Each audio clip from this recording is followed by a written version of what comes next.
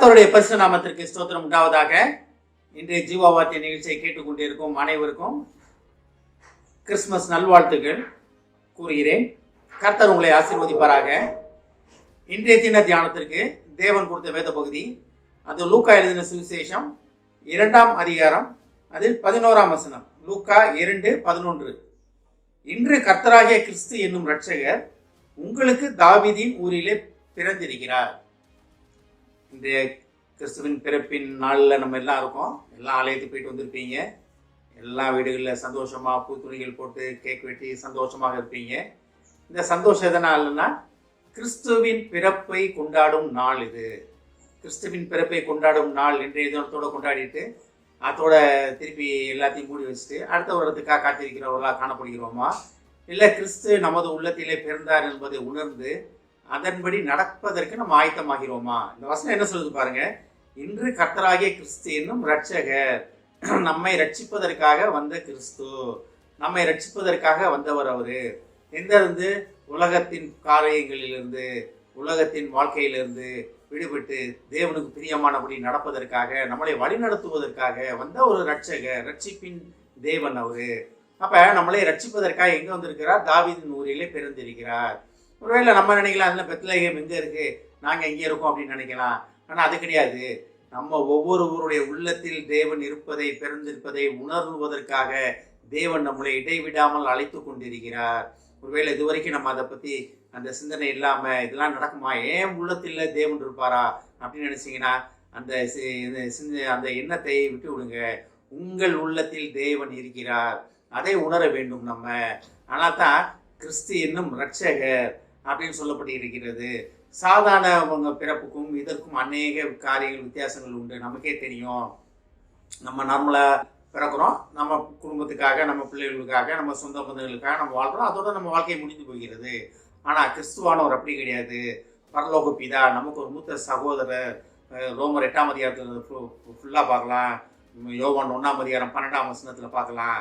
அப்போ நம்ம அவருடைய பிதாவின் பிள்ளைகளாக இருக்கும்படி நம்ம அழைக்கப்பட்டு இருக்கிறோம்.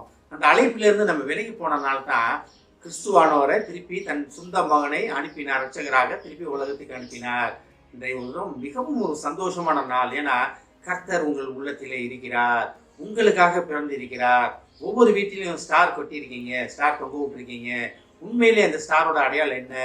ஸ்டார் எதுக்காக நம்ம எடுத்துக்கிட்டோம்னா, நம்ம கிறிஸ்துவின் பிறப்பை கொண்டாடுவதற்காக நாங்கள் ஸ்டார் வைத்திருக்கிறோம் அப்படின்றோம். ஆனால் உண்மையிலே இன்னொரு வாரத்தில் பார்த்தீங்கன்னா, கிறிஸ்துவின் பிறப்பை 3 ஞானிகளுக்கு காமிச்ச வழிகாட்டியது என்னன்னா நட்சத்திரம். அதோட ஒரு அடையாளமாகத்தான் நம்ம வீட்டிலே இருக்கிறது. அப்போ அந்த அடையாளத்தை நம்ம எப்படி உணர்கிறோம்?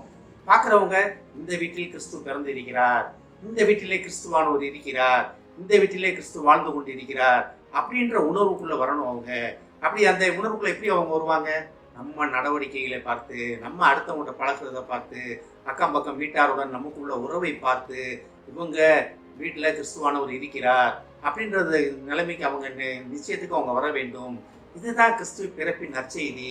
உங்களை ஆசீர்வதித்து, உங்களை அரவணைத்து, உங்களை வழிநடத்த வல்லவராக இருக்கிறார். சும்மா வந்தேன், ஏதோ பர்த்டே கொண்டாடணும் அப்படின்றது கிடையாது. இது நார்மல் பிறந்த நாள் கிடையாது. நம்மளை ரட்சிப்பதற்காக வந்த கிறிஸ்துவின் பிறப்பை கொண்டாடுகிற தினம் என்று நம்ம எத்தனை பேர் இதை ஏற்றுக்கொள்ள போகிறோம்? எத்தனை பேர் இல்லை, ஒரு இதெல்லாம் பைபிளில் சொல்லப்படலாங்க அப்படின்னு சொல்லுகிறவர் அநேகர். ஆனாலும் இது அதை பற்றி நான் ரொம்ப உள்ள போகல. ஏன்னா அது அவங்களுக்கு வெளிப்படுகிற காரியங்கள் இதெல்லாம். ஆனால் கிறிஸ்துவின் பிறப்பை நம்ம கொண்டாடுகிற நம்ம, கிறிஸ்து நமது உள்ளத்தில் பிறப்பதற்கு நமது இருதயங்களை, நமது உள்ளத்தை, நமது எண்ணங்களை திறந்து கொடுப்பதற்காக தேவன் காத்து கொண்டிருக்கிறார். நீங்கள் விரும்புலையோ உங்களுக்குள்ள இருக்கிறார்.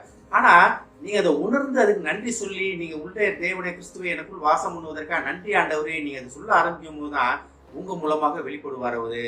அப்போ தான் நீங்கள் வெளியே ஒரு அடையாளத்திற்கு தொங்க விட்டு இருக்கிற அந்த நட்சத்திர ஸ்டார் உண்மையிலே இந்த கலட்டினதுக்கு அப்புறமும் உங்கள் வீட்டில் அது ஜொலிக்க ஆரம்பிக்கும்.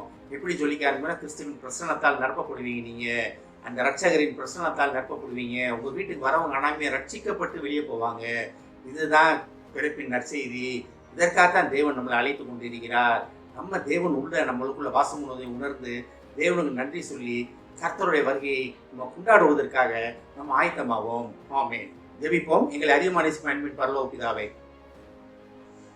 கர்த்தாவே, கிறிஸ்து என்னும் ரட்சகர் நீர் இன்றைய தினம் நீர் தாவீது ஊரில் பிறந்தது மட்டுமில்லாமல் தவணை எங்கள் இதை கொண்டாடும் ஒவ்வொருவருடைய வீட்டிலும் ஒவ்வொருவருடைய உள்ளத்திலும் நீர் பிறப்பேன் என்று பிறந்திருக்கிறேன் என்று உறுதியாக சொல்வதற்கான நன்றி ஆண்டவரே.